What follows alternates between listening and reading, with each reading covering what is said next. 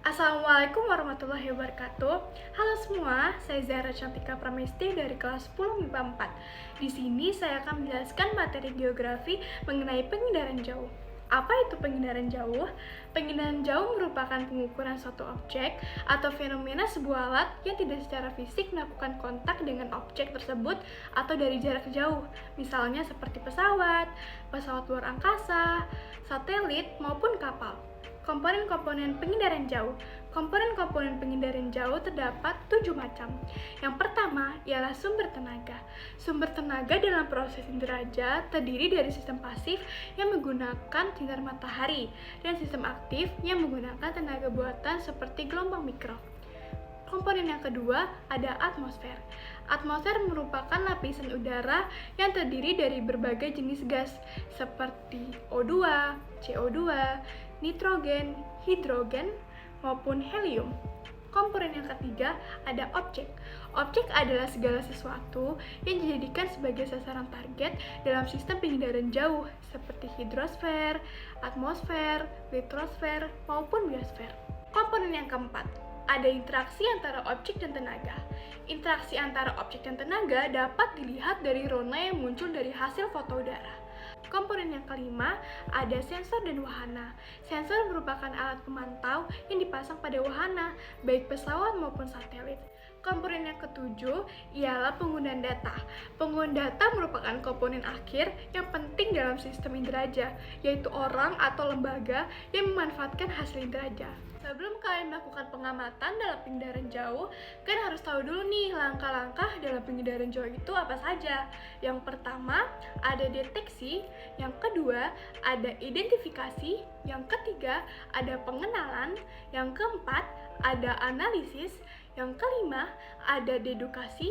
Yang keenam, ada klasifikasi. Dan yang ketujuh, ada idealisasi. Sekarang, jika kalian sudah tahu bagaimana melakukan pengamatan dalam pengindaran jauh, kan bisa nih melakukan pengamatan pengindaran jauh dengan baik dan benar. Perkenalkan, saya Zulfa Zaifa dari 10 MIPA 4. Di sini saya akan menjelaskan tentang geografi dengan materi rotasi revolusi. Rotasi bumi adalah perputaran bumi pada sumbunya. Bumi berputar dari arah barat ke arah timur dalam satu kali rotasi. Waktu yang dibutuhkan adalah 23 jam 56 menit 4 detik. Namun kita lebih sering membulatkan waktu tersebut menjadi 24 jam. Waktu satu kali rotasi disebut kala rotasi, atau kita lebih sering menyebutnya satu hari. Macam-macam akibat yang ditimbulkan rotasi bumi yaitu ada 3. Yang pertama ada terjadinya siang dan malam. Salah satu efek rotasi bumi yang paling terasa adalah terjadinya siang dan malam. Yang kedua ini ada gerak semu harian matahari yang membuat kita seolah-olah melihat matahari bergerak terbit dari timur dan bergerak hingga terbenam di barat. Yang ketiga ini kita ada distribusi zona waktu. Perbedaan waktu di berbagai bagian bumi juga disebabkan oleh rotasi bumi yang terbagi menjadi 24 zona waktu sesuai dengan waktu 24 jam yang dibutuhkan bumi untuk berputar 360 derajat. Dampak revolusi ini bumi ini memberikan dampak dengan adanya pergantian musim dan perbedaan musim pada masing-masing belahan dunia. Apabila ada salah kata, mohon dimaafkan. Sekian dari saya. Wassalamualaikum warahmatullahi wabarakatuh. Assalamualaikum warahmatullahi wabarakatuh. Sebelumnya perkenalkan, nama saya Yasmin Afnia Muntas dari kelas 10 MIPA 4 kelompok 6. Di sini saya akan menjelaskan pelajaran matematika wajib mengenai nilai mutlak. Nilai mutlak adalah jarak antara bilangan itu dengan 0 pada garis bilangan real. Tanda yang ada pada nilai mutlak yaitu angka yang dihampit oleh 2 garis lurus seperti ini. Contohnya nilai mutlak 3 berarti jarak dari angka 0 ke angka 3. Hasilnya adalah 3. Atau nilai mutlak min 2 berarti jarak dari angka 0 ke angka 3, hasilnya adalah 2.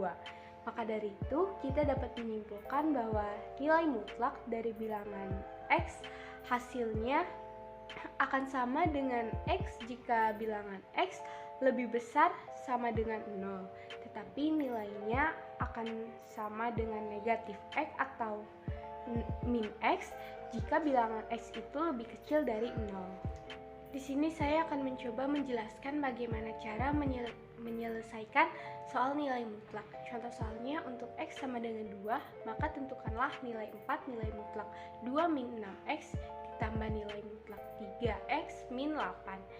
Karena X sama dengan 2, jadi kita tulis X-nya itu 2. Lalu diselesaikan masing-masing. 2 min 6 dikali 2 itu hasilnya 10. Sedangkan 3 dikali 2 min 8 hasilnya min 2. Karena hasil dari nilai mutlak min 10 adalah 10 dan nilai mutlak dari min 2 adalah 2, jadi 40 dikali 10 sama dengan 40 dan ditambah 2 jadi 42. Hasilnya adalah 42. Sekian penjelasan dari saya mengenai nilai mutlak. Mohon maaf jika masih ada kekurangan atau kesalahan. Assalamualaikum warahmatullahi wabarakatuh. Assalamualaikum warahmatullahi wabarakatuh. Saya Yusuf Hasan Gunawan dari kelas 10 MIPA 4 kelompok 6. Saya ingin menjelaskan pelajaran fisika tentang gerak lurus beraturan. Gerak lurus beraturan adalah suatu gerak lurus yang mempunyai kecepatan konstan, maka nilai percepatannya adalah A sama dengan 0. Gerak lurus beraturan berbentuk linear dan nilai kecepatannya adalah hasil bagi jarak dengan waktu yang ditempuh. Ciri dan gerak lurus beraturan adalah 1. Bergerak di lintasan lurus, 2. Memiliki kecepatan tetap, 3. Tidak dipercepat atau sama dengan 0. Benda yang bergerak dengan kecepatan tetap dikatakan melakukan gerak lurus beraturan. Jadi syarat benda bergerak lurus beraturan apabila gerak benda menempuh lintasan lurus dan ketujuan benda tidak berubah-ubah atau tetap. Rumus yang digunakan pada gerak lurus beraturan adalah V sama dengan S per T.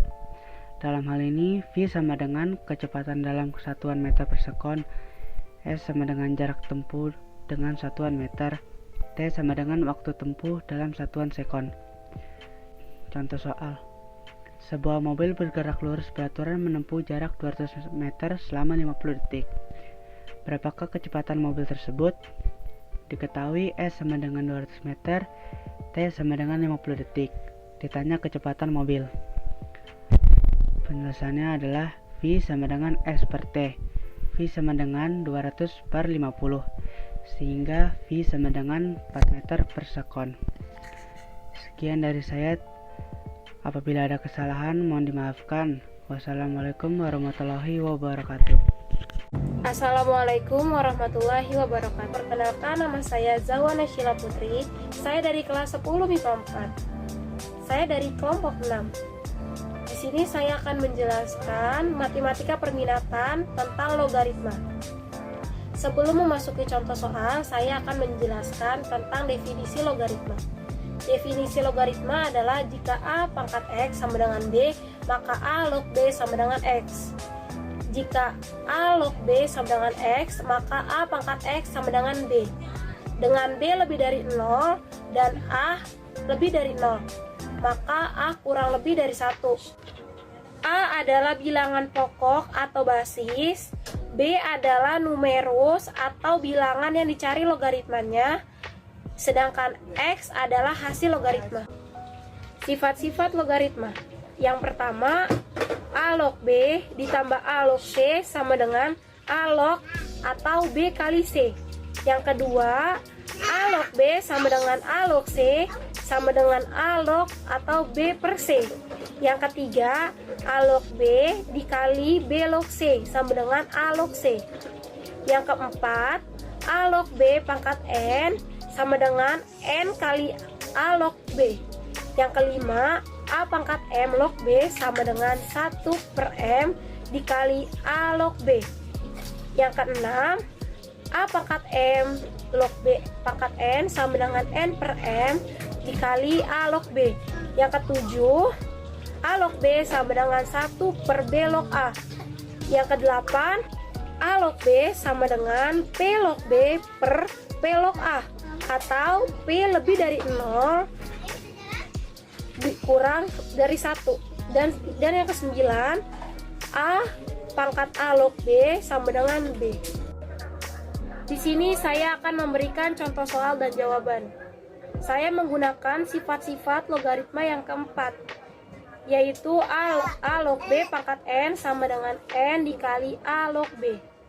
Soalnya adalah 2 log 32 sama dengan 2 log 2 pangkat 5. Kenapa bisa 2 pangkat 5? Karena 32 itu adalah pangkat dari 5.